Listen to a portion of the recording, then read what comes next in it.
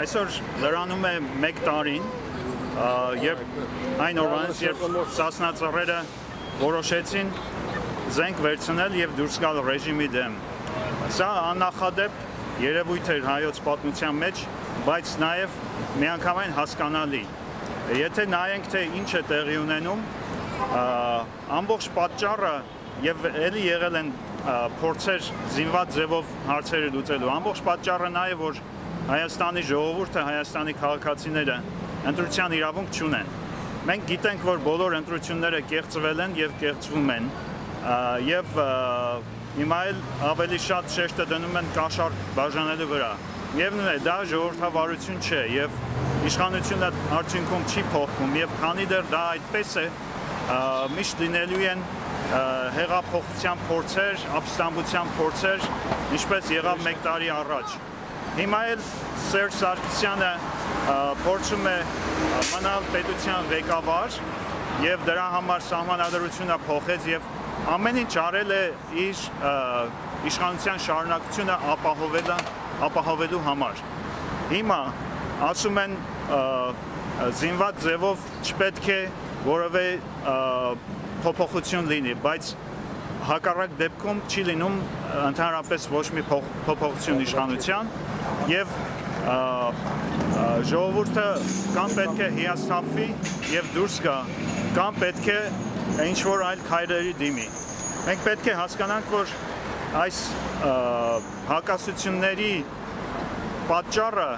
հենց Սերժ Սարգսյանի ռեժիմն է, որ նա իր ագահությանը սահման չկա, ցանկանում է մինչև կյանքի վերջը մնալ ղեկավար և հարստանալ ավելի և ավելի շատ։ Դա է միակ պատճառը և Սփյուռքը և Հայաստանի բնակչությունը պետք է դա հասկանան, որ այլևս անհնար է այդպես շարունակվել։ Մենք այսօր հավաքվել ենք Սուրբ Վարդան հայկական եկեղեցու մոտ, իհարկե մեր այսօրվա բողոքը եկեղեցուն չի ուղղված, չնայած եկեղեցու դեմ էլ մենք ունենք շատ բողոք, մեր հայ առաքելական եկեղեցու, որը կարող էր ժողովրդի համար լինել համախմբող ուժ, համախմբելու ժողովրդին իր արդարությանը հասնելու համար։ Բայց այսօր մեր հիմնական նպատակը նա է, որ ցույց տանք, որ մենք չենք մոռացել, մենք հիշում ենք, մենք ամեն ձևի աջակցում ենք մեր Սասնա ծռերին և շուտապույտ պահանջում ենք, որպեսզի նրանք բոլոր ազատ արձակվեն և մեկ օր շուտ գտնվեն ազատության մեջ։ Բացի դրանից մեր հիմնական նպատակն է օրինակ ծառայենք սրանով Նյու Յորքում բնակվող մեր բոլոր հայերին, ընդհանրապես Լոս Անջելեսում, Հայաստանում, որ այդ անտարբերության մթնոլորտը մի քիչ ցվրվի մեր հայերի մոտից, համախմբվեն դուրս գան։ Երբ որ Երևանում փողոց 300,000 հայ դուրս կգա, այդ օրը Հայաստանում իշխանափոխություն տեղի կունենա։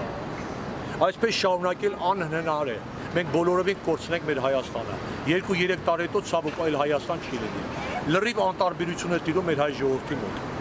Տիպիկ օրինակը, որ մեր սակավաթիվ խումբն է այսօր Նյու Յորքում ունենալով մեծ հայկական համայնք։ Համենայն դեպս, բուն նպատակը Սասնա ծռերն են, մենք նրանց աջակցում ենք, մենք նրանց չենք մոռացել, մենք ամեն տեսակի մեր հնարավորության սահմաններում աջակցություն կանենք, որ մեկ օր շուտ Կարո Եղնուկյանը և Սասնա ծռերի մյուս անդամները Ժիրար Սեֆիլյանը, Աբարանցի, Պավլիկը, բոլոր մեր լավ տղաները մեկ օր շուտ լինեն ազատության մեջ։ Ազատություն Սասնա ծռերին։ Մի բան էլ ավելացնենք, իհարկե մենք հասկանում ենք, որ մեր ազատամարտիկները զենք են վերցրել, բայց մենք նաև հասկանում ենք, որ Կարո Եղնուկյանը, Անդրեաս Ղուկասյանը, կան նաև քաղաքական գործիչներ, որոնք ընդհանրապես կյանքում զենք չեն վերցրել։ Նրանք նույնպես բանտում են, ինչու։ Ինչ վերաբերում է Սասնա ծռերին, ժողովրդի մեծամասնությունը կողմնակից է նրանց և նրանց գործողություններին։ Սա նշանակում է, որ այո, թող դատ լինի, բայց թող ժողովուրդը դատի, պետք է լինի անկախ ժողովրդական դատարան։ Եվ Սասնա ծռերը ասել են և միշտ էլ ասում են, որ իրենք պատրաստ են ցանկացած դատավճռի, եթե դա կայացնում է ժողովուրդը, այսինքն ժողովրդի կողմից ընտրված անկախ դատարանը։ Նրանք պատրաստ են և ես կարծում եմ, որ ժողովուրդը նրանց կարդարացնի։ Մի բան էլ նշենք, ՄԱԿ-ի մարդու իրավունքների կոնվենցիան սկսվում է այն հասկացությամբ, որ մարդու իրավունքները կարևոր են, որպեսզի ժողովուրդը բոլոր երկրներում ընդհանրապես մարդկությունը չդիմի զինված ապստամբության, այսինքն դա ժողովրդի իրավունքն է, նույնիսկ մարդու իրավունքների կոնվենցիան է դա հասկանում։ Սակայն իհարկե ցանկալի չէ, ոչ ոք չի ուզում, որ արյուն թափվի։ Իսկ դրա համար պետք է ապահովել մարդու իրավունքները։ Սա է, որ պետք է հասկանա, իշխանությունները դա չեն ընդունում, բայց առանց դրա չկա լուծում։ Լինելու են, անընդհատ լինելու են, կամ պետք է ժողովուրդը դառնա ստրուկ, եւ որը նշանակում է նրանք նույնիսկ կռվել չեն կարողանա արտաքին թշնամու դեմ, կամ պետք է արժանավայել կյանք ունենան, եւ արժանավայել կյանքը նաեւ նշանակում է, որ իրենց ցանկացած իշխանությունը ընտրեն։ Դա Սերժ Սարգսյանը դա վերցրել է ժողովրդից, սա է փաստը։